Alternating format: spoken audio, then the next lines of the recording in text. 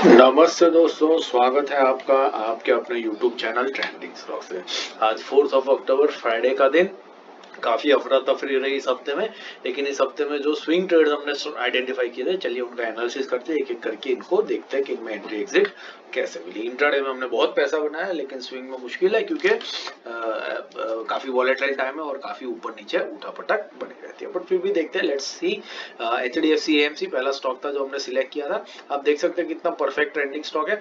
2 दिन की इतनी गिरावट हुई है, फिर भी स्टॉक ने अपने 20 वीक एक्सपोनेंशियल मूविंग एवरेज को ब्रीच नहीं किया, वही सपोर्ट लेकर के बाउंस बैक करने की कोशिश कर रहा है।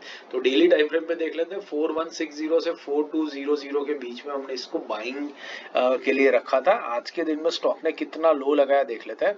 स्टॉक ने लो लगाया 4184 का, मतलब हमारी बाइंग रेंज के ऑलमोस्ट मिडिल तक ये पहुंच गया और अच्छी खासी कंफर्टेबल एंट्री आपकी इसके अंदर में हो गई होगी। डे लो पर आपने एंट्री करी होती तो आप ऑलरेडी 1% के प्रॉफिट में इसमें बैठे होंगे। आप देख सकते हैं कितना बढ़िया रिजेक्शन स्टॉक ने दिया है, तो डेफिनेटली अच्छा खासा प्रॉफिट आपको एक दिख रहा होगा 1% का। प्लस ये बहुत ही लो वॉल्यूम्स, मतलब बिलो एवरेज वॉल्यूम्स के ऊपर हुआ। इसका मतलब ये ज्यादा सस्टेनेबल डाउन मूव नहीं है। यहाँ से स्टॉक डेफिनेटली एक बाउंस बैक दिखाएगा कल के दिन में, जैसे ही मंडे के दिन में जैसे ही मार्केट रिकवर हो जाएगा, और बहुत बढ़िया आपको एक 5% का टारगेट ये स्टॉक कंप्लीट करके देखे जाएगा। तो ये एक अच्छा ट्रेड रहा है ऐसे नेगेटिव टाइम्स में, ऐसे खराब टाइम में जहाँ पर इंडेक्स बहुत ही ज्यादा गिर रहा है, हजार पॉइंट्स गिर रहे हैं इंडेक्सेस, वहां पर भी हमें बहुत बढ़िया ट्रेड HDFC AMC के अंदर में देखने को मिला। चलिए दूसरा स्टॉक हमने जो डिस्कस किया था वो था हेमिस्फीयर प्रॉपर्टीज। हेमिस्फीयर प्रॉपर्टीज हमने इस सी रीजन से सिलेक्ट किया था क्योंकि ट्रेंडिंग स्टॉक है और अपने 50 वीक एक्सपोनेंशियल मूविंग एवरेज पर सपोर्ट लेने की कोशिश कर रहा था। डेली टाइम फ्रेम पर अभी भी देखिए 50 वीक एक्सपोनेंशियल मूविंग एवरेज को ब्रीच नहीं किया, और वॉल्यूम पे नजर डालिए कितने कम वॉल्यूम के ऊपर हुआ है। तो इतना गिरावट हुआ भारी, फिर भी इसमें वॉल्यूम बहुत ही कम है, मतलब ये सस्टेनेबल मूव है, सिर्फ रिट्रेसमेंट है। धीरे धीरे करके ये स्टॉक ऊपर भागेगा। जैसे आप ये ग्रीन कैंडल देख रहे हैं यहाँ पर दूसरी, तो देखिए अगले दिन रेड कैंडल कहाँ पर क्लोज हुई और दूसरे दिन ग्रीन कैंडल जो बनी है दूसरे वीक की, वो 11% का मूवमेंट दिखा है। अब ये आज इस हफ्ते की रेड कैंडल भी उसी लेवल पर क्लोज हुई है, और अगले हफ्ते अगर एक ग्रीन कैंडल ऐसी ही बन जाती है तो आपको 11% का पूरा टारगेट यहाँ पर अटेन होता हुआ दिख जाएगा। हम तो सिर्फ 5% का एम रखते हैं, बट 11% का मूवमेंट तो स्टॉक ने दिखा दिया है ऑलरेडी स्टॉक के अंदर में पिछले हफ्ते। पर डेली टाइम फ्रेम पे देख लेते हैं, हमने इसमें एंट्री रखी थी 186 से 189 के बीच में। तो स्टॉक बहुत बढ़िया तरीके से हमारे बाइंग प्राइस पर आया, 187.50 का लो लगाया, मतलब हमारी बाइंग रेंज में ही रहा है, और बहुत बढ़िया आपकी एंट्री स्टॉक के अंदर में हो गई होगी।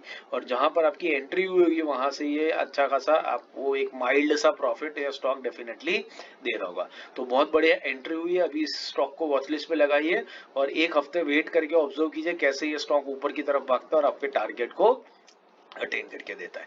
तीसरा और आखिरी स्टॉक जो हमने सिलेक्ट किया था वो था IDBI बैंक। IDBI बैंक भी अगर आप देखें बहुत ट्रेंडिंग स्टॉक है, और इतनी गिरावट में भी बहुत ही कम वॉल्यूम्स के ऊपर, आप वॉल्यूम्स पे नजर डालिए, बिल्कुल ड्राइड अप वॉल्यूम्स है। इतने कम वॉल्यूम्स के ऊपर स्टॉक ने सिर्फ अपने 50 वीक एक्सपोनेंशियल मूविंग एवरेज को टच किया है और वहां से रिजेक्शन दे दिया। इससे ज्यादा कोई मूवमेंट इसमें नीचे की तरफ हुआ ही नहीं है। हम देख लेते हैं, इसका हमने बाइंग रखा था 83 से 84 के बीच में। तो स्टॉक ने लो कितना लगाया, लो लगाया 82.50 का, हमारा स्टॉप लॉस था 82 पर। तो हमारे स्टॉप लॉस से 50 पैसा ऊपर रहा स्टॉक, आधा % ऊपर रहा, और वहां से एक रिजेक्शन स्टॉक ने ऊपर की तरफ ले लिया। अगर आपने 83 के लेवल पर भी एंट्री करी होती तो आप ऑलरेडी 1% के प्रॉफिट में इस स्टॉक के अंदर में यहाँ पर बैठे होंगे, और 1% का प्रॉफिट आपको ऑलरेडी आ चुका है। और 4% स्टॉक जैसे ही अगले हफ्ते थोड़ा सा रिकवरी दिखाएगा मार्केट, तो 4% स्टॉक आपको बहुत इजीली बना के दे देगा, और टोटल 5% आपका मंडे या ट्यूसडे तक बनता हुआ इसमें बहुत इजीली दिख रहा है। वॉल्यूम्स कम है, ये वैलिडेट कर रहा है कि ये एक रिट्रेसमेंट ही है और बहुत जल्दी आपका टारगेट ऊपर की तरफ अटेन होता हुआ दिखेगा।